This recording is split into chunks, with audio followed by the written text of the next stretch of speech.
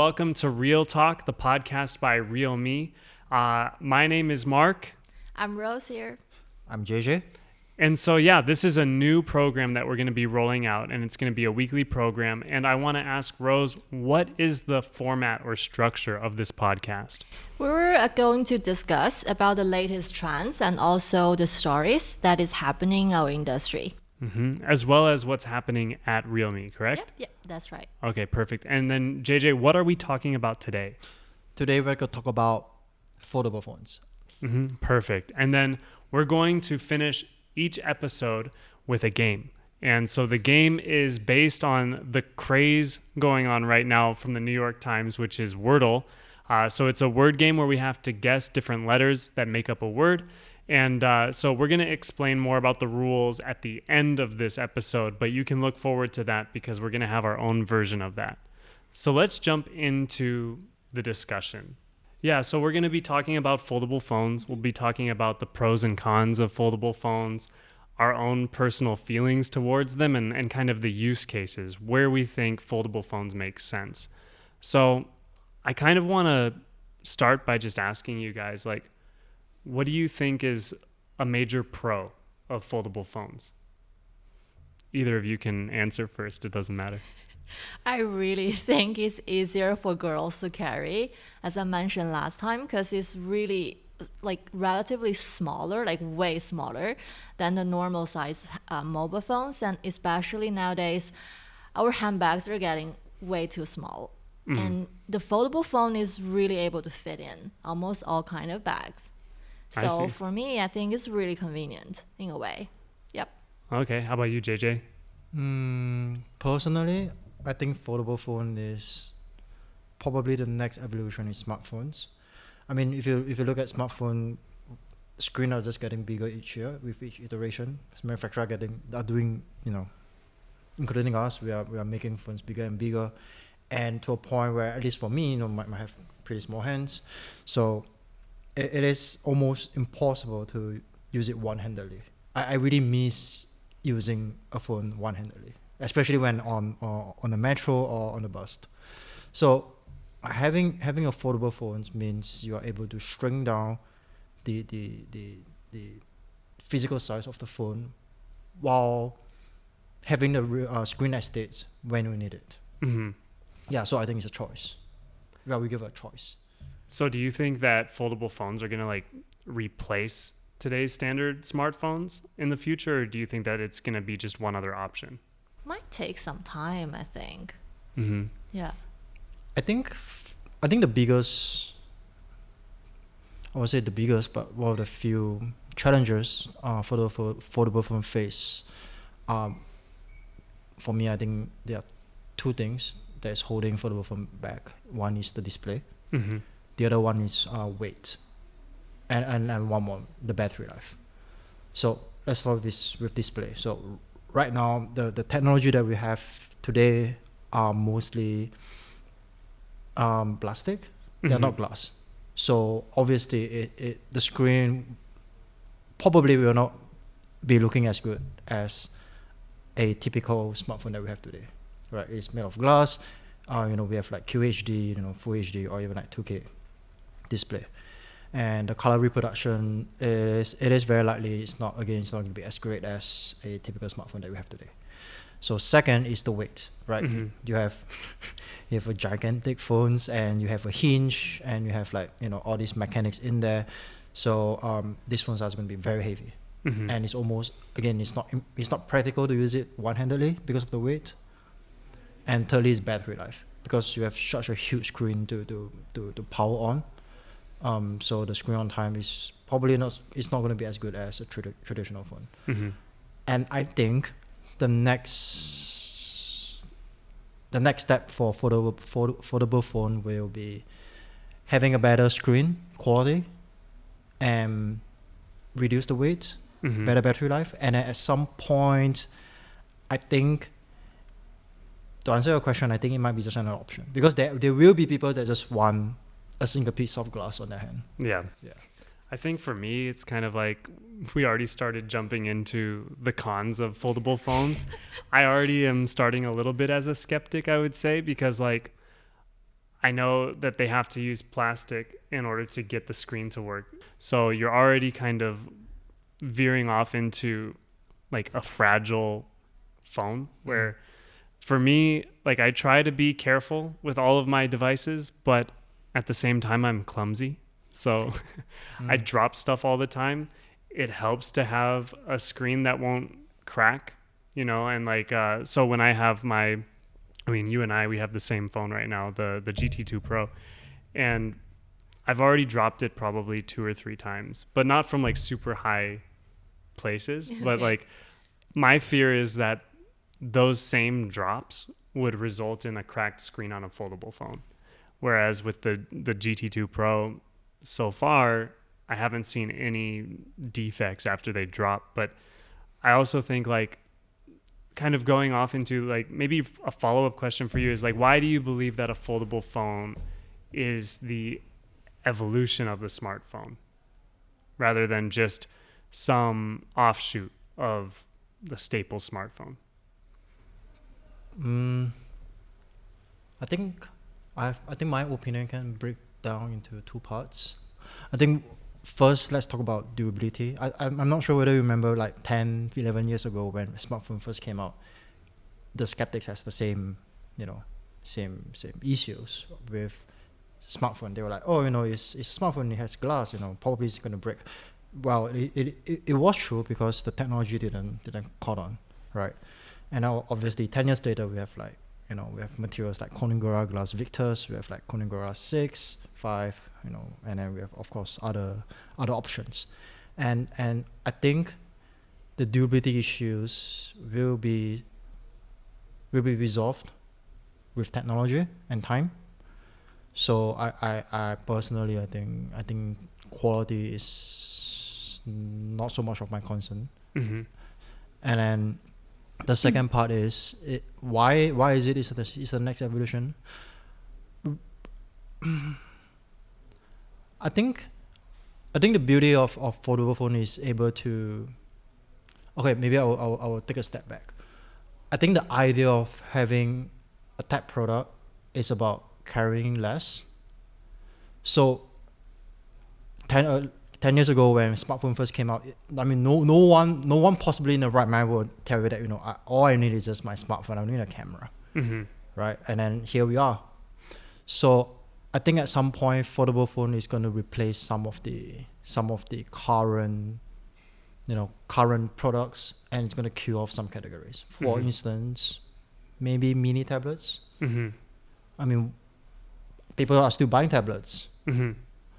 For entertainment purpose, and when the foldable technology actually caught on and the durability and battery life and everything else is soft or to a point where it's usable, and the price actually got to the point where it makes sense, I think it might replace tablets at some point. I mean, if you look at some of the people these days, I think Galaxy Fold 3. Yeah, I think Galaxy Fold 3 is doing pretty good. I think I saw like some tech reviewers, they're actually replacing their sort of tablet and smartphone use with one single phone. And it works for them. Yeah, so.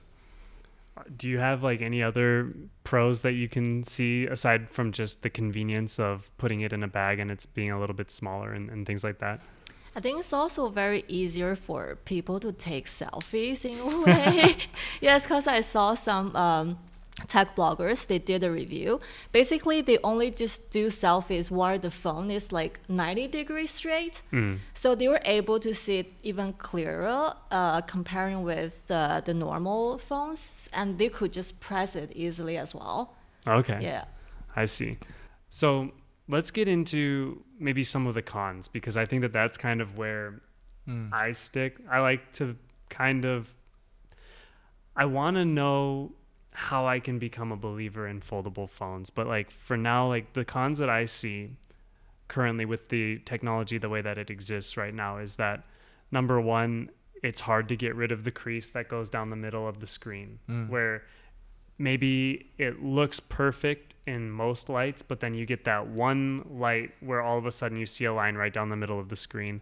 Or for me being a guy who puts his phone in his like front pocket, like I feel like the phone is still a little too bulky. Like once it's folded, it feels like a little, I already like, maybe I'm at the limit of how large my screen size is for what I prefer on my smartphone. Imagining that, but like two phones kind of stacked on top of each other, I think is just a little too bulky for me. So there's still a few areas where it's just like, I don't know if the pros of the foldable phone would outweigh the cons for me, but I know that that's just my personal preference. What do you guys think? Like, do you think that there are other cons that we didn't mention yet about foldable phones? I think the battery would be the big problem actually, Mm-hmm. because nowadays like the normal phones are probably charged like once a day or twice a day. Mm-hmm. But so I've heard from all the reviews that I checked online, seems like you need to charge at least twice a day for most of the foldable phones in the markets right now. I see. And it's kind of an issue right now, I think. Yeah. Yeah. I think my issues with the foldable phone is not so much on the hardware, like because I feel like a lot of brands are doing a pretty good job. So I think hardware wise, at some point, we will get there at some point, but I'm not sure when. My biggest issue with foldable phone right now is the apps. I think it might be difficult for developer to accommodate their apps to the aspect ratio of foldable phones. I think there are a couple of issues here. I think one is there isn't any standard of what a foldable phone should be. So I think apps are not optimized for the screen. Yeah. So the user experience is, at least at this point of time, I don't think they are as great as what we hope to be. Yeah. And developers, I don't think they are enough intensive. They do not have enough incentive to, to specifically design an aspect ratio specifically for model where, the profit just doesn't make sense for the developers. Yeah, to me, foldable phones still kind of seem like the Wild West right now, where it's like everybody's trying to figure out the best technology to kind of solve the different challenges that the current market situation has, which means that all of the pressure is being put on the developers to kind of create something that's responsive to a certain type of technology. And since nothing's been standardized as of yet in terms of like resolution, screen size, the way that all of the foldable phones work, all of these developers are probably having to try to guess which phone is going to be the most successful or the most widespread so that they optimize their apps for those like few foldable phones. Because I think being able to try to develop for all the different types of foldable phones that may exist at some point without any standard is probably just too much to ask for. Yeah, and welcome to the Android world. I mean, Yeah. yeah. So I think for me, just the apps. However, wise, I think eventually we'll get there. Mm-hmm. But don't you guys think like in the tech world, it's also kind of like in the fashion world, it's like what goes around comes around in a way? Because I still remember like maybe 10, 15 years ago, the foldable phone is also existing. It's just not as big a screen as we were seeing today. And like years later, it just came back again, but with a better version. The closest that I've ever been to a foldable phone is a flip phone. Oh, yeah. I see. Yeah, like things coming back in and out of fashion. Yeah. Yeah, I think like for me, it seems like the next wave of technology where I'm not sure that it's a technology that's going to stay. But it does seem like it's important at least to be in the conversation in terms of developing that type of technology, trying to come out with that. Like, I think for me, I'll probably be a skeptic until I am just proven wrong, which is totally possible. But I think that it might be something where it's like the next maybe frontier of smartphones, but that doesn't necessarily mean that people are going to settle there. You know what I mean? Like that's kind of where I'm at, is where it seems like the next thing that people are going to be fighting for and like trying to figure out if they can solve all the problems and have the most successful foldable phone. But I still think like the model that we have today, I know that there will be iterations of it, but I feel like that's going to kind of be the base for quite some time. Yeah. And I think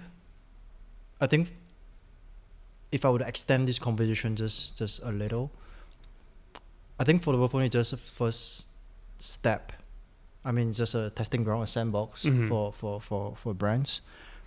I think a bigger picture here is, you know, in the future we might extend it to like foldable laptop. I mean, the laptop is foldable, but you know, one person is like actual screen to screen. I mean, there are some other brands that are doing this. I think Lenovo have something in there, and I'm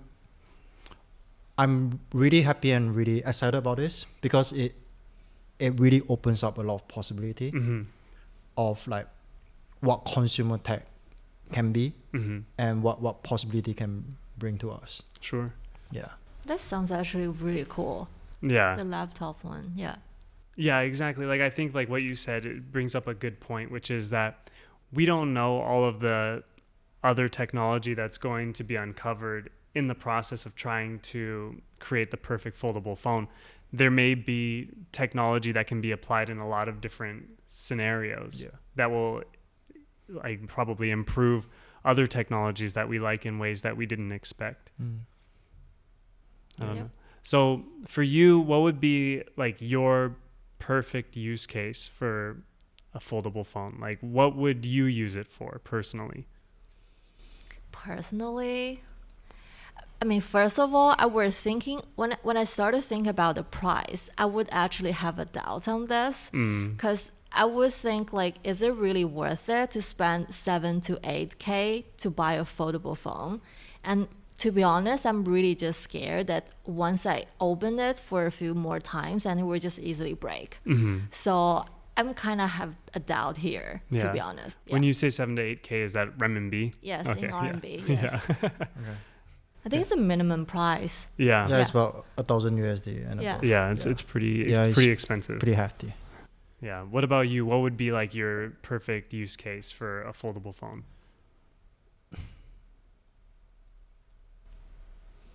I see foldable phone as a way to increase my productivity on the fly. Like what I mentioned right at the start, I think I see foldable phone more like a 3-in-1 device. Yeah, it's a phone, it's a tablet. To a certain extent, it's a computer. Right? I know why it's a computer. Haha. Because I feel that the reason why people find it, I mean, once the foldable phone is open up, it acts like a tablet, so it is not so far-fetched to use it to pair with a keyboard or a mouse on the fly. Yeah. And then, you know, if we want to use it as a tablet, obviously I think it's a good tool to edit photo on the fly, you know, have more screen real estate to actually edit the photos. Is it really able to do that? I mean, you have like great processor in there, like Snapdragon 888 and etc. I mean, it works like a phone. It has the power of a flagship. Okay. So you can install like Lightroom and, you know, all your usual photo app suspects in there. So I think so that's why I say that I think the problem now is the app optimized enough to fully utilize the so-called the foldable phone in tablet mode. And then lastly, of course, it acts like a phone. When you fold it up, it's just like regular phone, but because it's so heavy, I think I still can't use it one-handedly. So I think that's kind of stopping me from going there. But eventually, when foldable phone becomes lighter, the battery life is better, the screen quality is better. No, I might switch. Yeah. Yeah. I think for me, like, I could see it kind of in a similar way, which is like graphic design and stuff like that. If I had like a stylus that I could use with the tablet, I would use it probably more like a tablet. But I think that that's where like my skepticism comes in, is that I used to have a tablet and then I just realized like I don't use it enough to justify like buying another one. And so I wouldn't be looking for something to replace the tablet, but I do see myself kind of like utilizing the different like photo editing or Illustrator and stuff like that in order to kind of create like this different like graphics and media. So I guess that might be like my perfect use case for it. Maybe gaming, in the sense that like the controller is on the bottom and then you have the full screen on the top. So I could see like use cases for it. What would make you buy the foldable phone? Like, would you buy it? And if so, like, what would the conditions be? I think if the price go down a bit, I would willing to give it a try. Yeah. Okay, so what is a price point, I guess, that you would be more comfortable like getting the phone at? I would say 5,000 to 6,000 RMB. Yeah. Yeah, I think that's a fair price. How about you?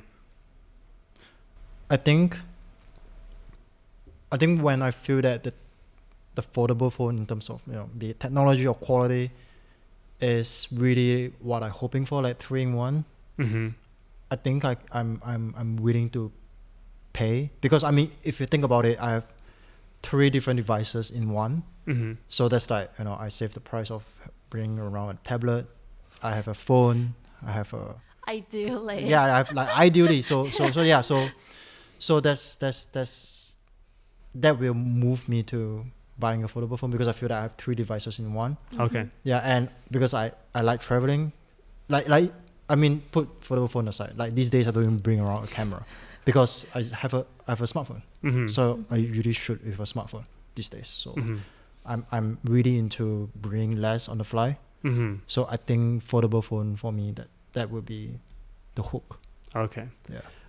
So I have like an asterisk around my answer, which would be I'm going to borrow my friend's foldable phone first before I make a decision of whether or not I would buy it myself. So I would need to like actually test it out a decent amount, really understand it, and see whether or not I could picture myself using it on a daily basis. Part of me is because like I'm a creature of habit. Like I've become so accustomed to like the current setup of a smartphone. And I think that like obviously the technology has grown immensely so much, but the screen sizes themselves have been kind of just like smaller increments. So you just get used to the feel and the way that you interact with it. It doesn't change dramatically from year to year. And so I think like for me, I just have become so used to it that I like it. But if I could really test it out and like you said, get it at a price point that makes sense, I say maybe one day, like, I would be okay with it. So, or just have a friend like JJ and Yeah. ask him to buy first and try it out. Exactly. Now we're going to move on to the game portion of our podcast. Exactly. Get excited. It's called Realdle. It's a spin-off of Wordle. The rules are very simple. You guys are going to see the word on the screen and the different letters and things like that. So basically what you need to know is that it's a 6-letter word. Our first guess is always going to be realme. If the letter stays gray, that means the letter is not in the word. If the letter is yellow, that means that the letter is in the word, but in the wrong place. And if the letter is green, the letter is in the right place and is in the word. So, for realme, the R is gray, the E is yellow, the A is gray, the L is gray, the M is gray, and the second E is also gray. Okay? So, try to get ready, figure out what you want your next guess to be, and then let me know. So I think we can start with JJ. You can do the first guess, then Rose all the way, and then total is 6 guesses, and realme counts as a guess. So realme was the actual first guess. Okay, I'll go with lemons. Okay, so lemons. The L is gray, the E is yellow, the M is gray, the O is yellow, the N is yellow, and the S is yellow. So Rose, do you have a guess for what you think it could be with those 4 letters all being yellow? It's okay. There's Okay. only such try. Just try it. Yeah. Yeah. Pick a word. I Pick a know word. turkey. Turkey. Turkey. All right. T is yellow. Oh. So there you go. U is gray. R is gray. K is gray. E is yellow. And Y is gray. Okay, so one more T. Yeah. So now you know that the yellow is T, E, O, N, S. S. Yeah. Oh man, you guys got to get it now. You got 5 of the 6 letters, just in the wrong places. Yeah. Tension. You guessed tension. Yep. Tension. All right, let's look at the board. Number 1, it doesn't fit in the in the 6 tiles, but T is yellow, E is yellow, N is green, S is yellow, I is gray. Gray. Yeah. TENSI. And then the O is also yellow. All right. I think you have a guess. Is that correct? Yeah. All right. What is it? Is it honest? Let's look at the board. H, green. O, green. Oh. N, green. E, green. S, green. Oh. T, got it. gray. No, I'm just joking. Green. Oh, we got it. You, huh? Finally.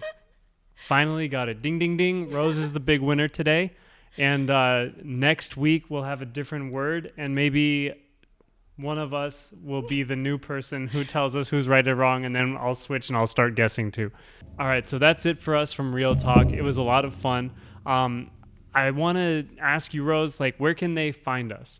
Well, feel free to find us on all the audio platforms, also YouTube as well. Okay, good. And so we'll be promoting it on our Twitters as well as Realme Global's Twitter. And yeah, I had a lot of fun, and this is a weekly podcast, so make sure to tune in every week. See you guys soon. See you guys around. All right, bye-bye. Bye-bye. Bye.